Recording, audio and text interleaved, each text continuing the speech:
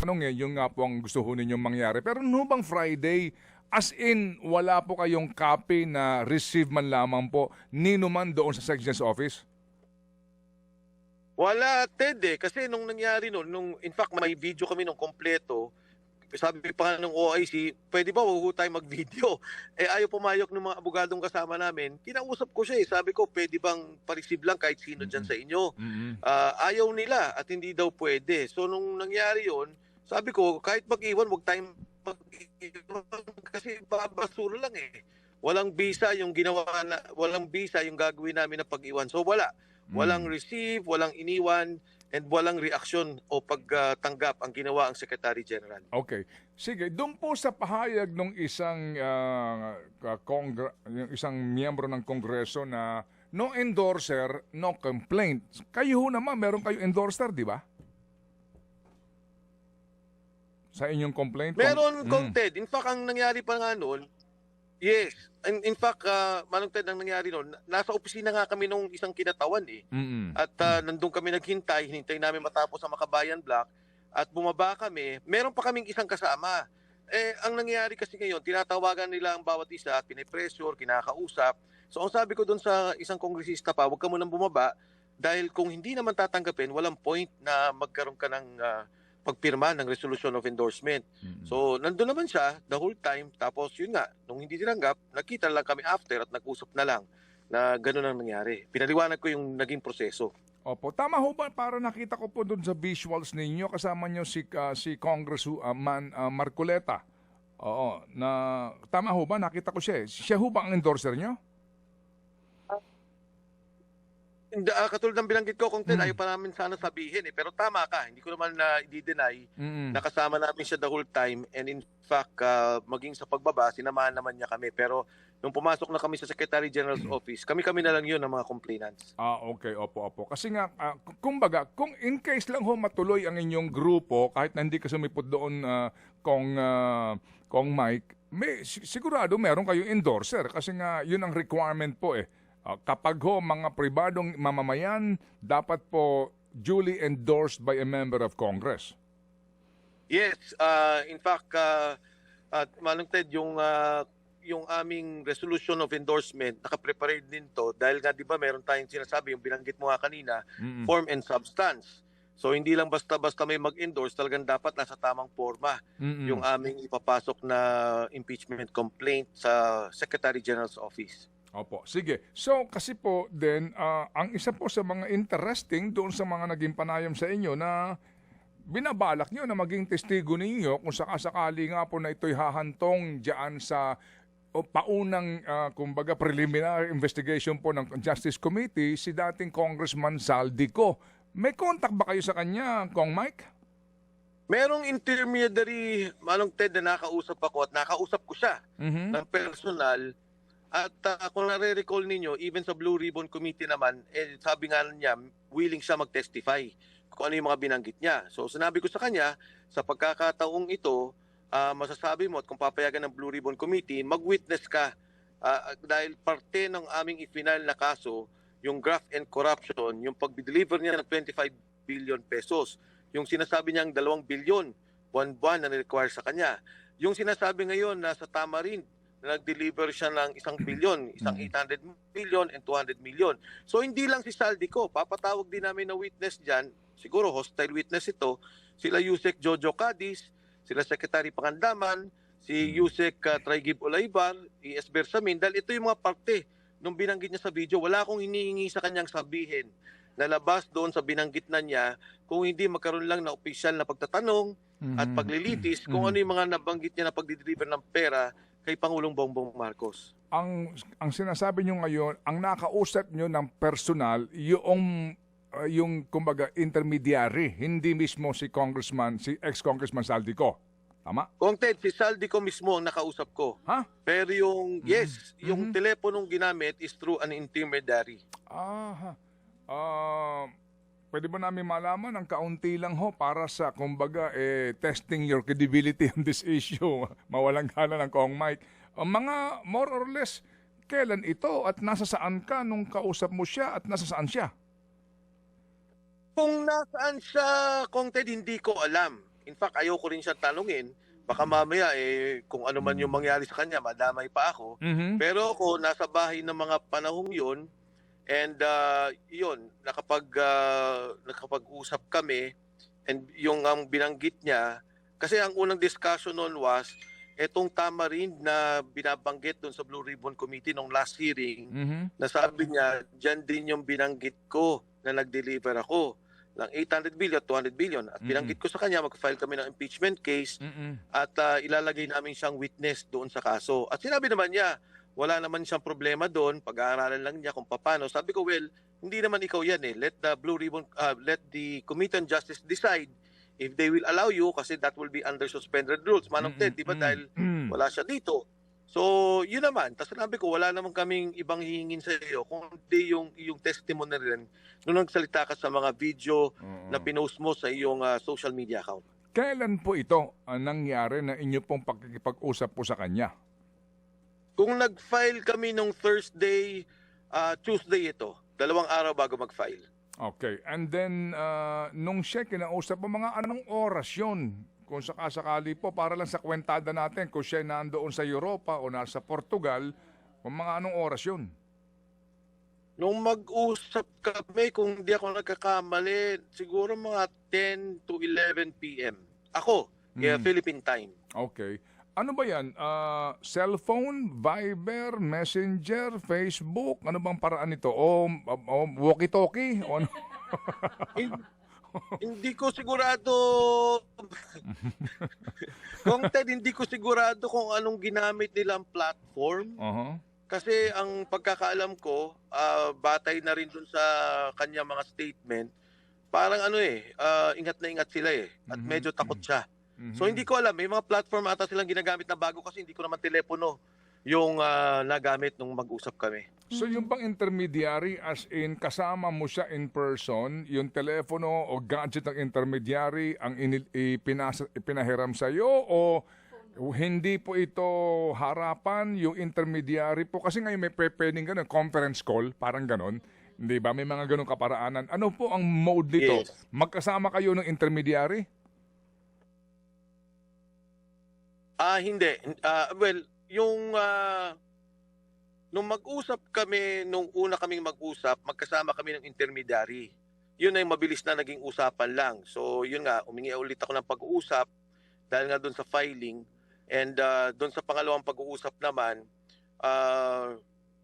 nire-recall ko kung anong nangyari sa amin eh. Yes, kasama ko siya, pero parang may ginagamit din silang ibang telepono eh, doon sa kabilang linya. Ito bang intermediary mo ay dating congressman o kasalukuyang congressman, politiko? Sino ba ito?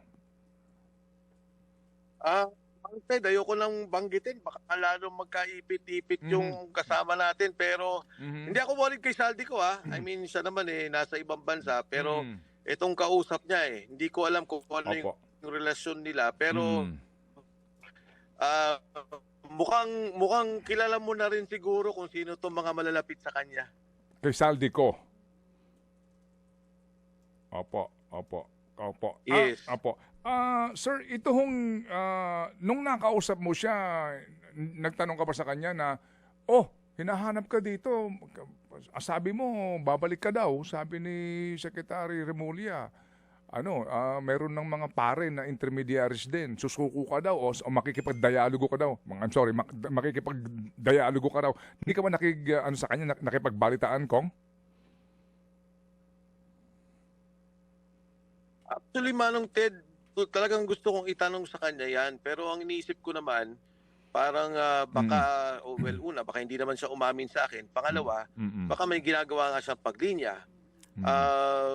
Nung matanong ko yung ilang malapit sa kanya, ang sinasabi, wala din silang confirmation. So hindi ko alam kung talagang ginawa niya yung sinasabi niya or meron talagang baka meron lang nagmamagaling o tumutulong sa kanya tungkol dito. Pero as to siya mismo, parang wala naman akong narinig eh. Opo. Sabi pag-uusap. Okay, sige po. So, ang mukha pong agad ng binarilyang sinasabing plano na yan na humarap yata sa isang forum ang ang chairman ng Committee on Justice at under the rules nga, hindi pa pwede yung online na pagtestimonya. Dapat harap-harapan, under oath, at may be subjected nga to cross-examination kung sakasakali. Ngayon pa lang po sinasabihan na hindi pa pwede yun. Ano yung masasabi doon, Congressman? Comsec? Una sa lahat, maraming precedent dyan sa rules natin sa Kongreso na pinapayagan yan. In fact, even nung panahon namin, I was chairman of the Public Accounts Committee, vice chairman ako ng Good Government Committee ng Kongreso, ginagawa naman yan. Kaya nga ang sinasabi, it should be under suspended rules na ialaw natin ang oath ng isang tao na maaaring walang aktual na presensya doon sa ating committee hearing. So kung papayagan nila, pwede. Ngayon, kung di nila papayagan, ayaw nila madinig ang totohanan, yan ang sasabihin nila. Kasi syempre yung House rules naman natin, very clear yan eh. You have to take your oath, lalo na sa isang impeachment case, at ikaw ang magpe-present up. But you have to remember na hindi strictly legal ang isang proseso ng impeachment. It is both political and legal. At kung gusto nila malaman yung katotohanan, ano ba talaga yung mga sinabi ni Saldico? At syempre, kung gusto nila talagang ibarilin yung mga sinasabi ni Saldico na kasinungalingan, ito rin yung pagkakataon na magamit nila yung House rules natin o yung rules ng gagabay dito sa impeachment proceeding na kung saan si Saldico ay pwede magsalita. Kasi alam mo, Manong Ted, ang nangyari dyan, nagsalita na yung tao kalat sa social media, alam ng bawat Pilipino. Kung ikaw ay naniniwala kay Presidente, di syempre gusto mo mapakinggan siya. Ano ba talaga itong nangyaring to? Pero kung ikaw naman din, may pagdududa at alam mong may katotohanan sinasabi ni Saldico, totoo din naman, bilyon-bilyong piso. Bawat taon sinasabi niya, 25 billion. Itong isang taon na binanggit niya, 25 billion. Pagkatapos, sumagot si Bernardo, sabi niya, hindi. Ako nag-deliver ng pera dyan. 8 billion initially. And ang total ata is about, 81 billion pesos. Bakit naman ganun? Bilyong-bilyong piso ang nawawala sa ating kabangbayan at nakukurakot lamang. Medyo unfair naman yan sa sambayan ng Pilipino at dapat nating i-correct tong nangyaring to. Sige po, may pahabol na pong tanong si Chacha tungkol po kay Orly Gutesa. Yes. Yes, DJ Chacha. Oo. Sir, meron po ba kayong ugnayan kay Orly Gutesa? Hanggang ngayon po hindi po ito nagpaparamdam sa Senado.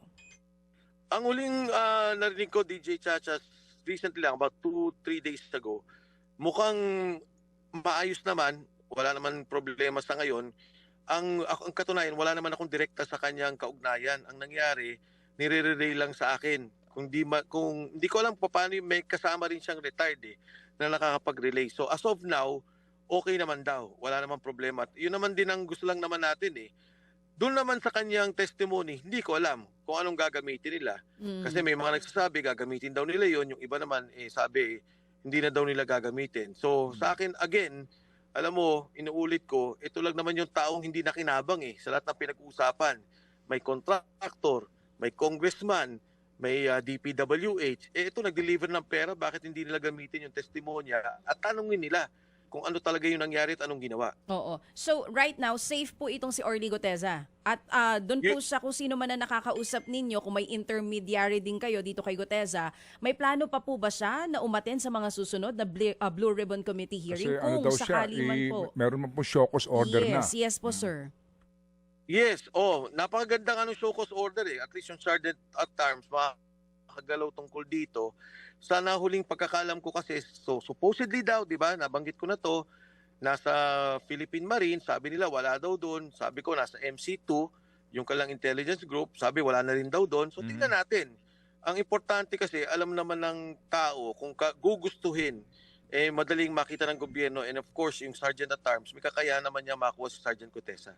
Okay, sige po. So, antabayan na natin yan. Sa pahabol na lang pong katanungan, Comsec Mike, meron kayong event sa Sabado? Anong event ito? At inyo bang sasarahan ng EDSA? Baka may mga tao na maistorbo, ika nga po. Ano itong event on Saturday? Yes, Manong Ted. Una sa lahat, a-attend ako sa Cebu. Sa Cebu, magkakaroon ng rally yung mga tao doon. And sa aking pagkakalam, nataon nandun din yung ASEAN Ministers Meeting. So sasamahan ko sila. Babalik ako dito at sasama ako sa motorcade caravan dito sa EDSA. Ginawa naman tong Sabado para nga hindi makaapekto sa traffic. Pero hindi na to BBM resign. Impeach BBM na ang panawagan natin. Nanawagan kami na kailangan tanggalin na ang Pangulo. Hindi niya na kayang manguna sa ating bansa. Grabe ang korupsyon. Tuloy-tuloy pa rin ang korupsyon. Yung mga nakita nating nakawan, kailangan imbestigahan ito. Yung paggamit ng droga, kailangan itong tingnan. Yung pagkakatakip kay Pangulong Duterte, yung state kidnapping na sinasabi. Delivery ng pera, bilyon-bilyon ang nawawala sa ating pondo.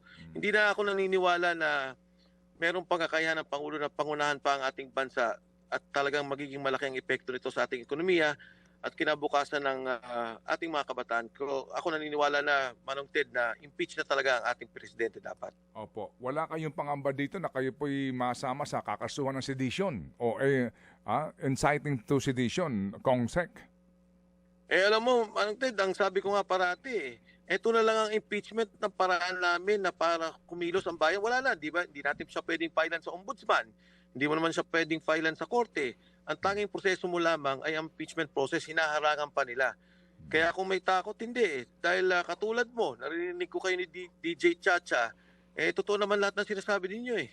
Bakit tayo matatakot kung katotohanan ang sinasabi natin at yung kung ano lang dapat ang para sa ating bansa? Palala ang korupsyon.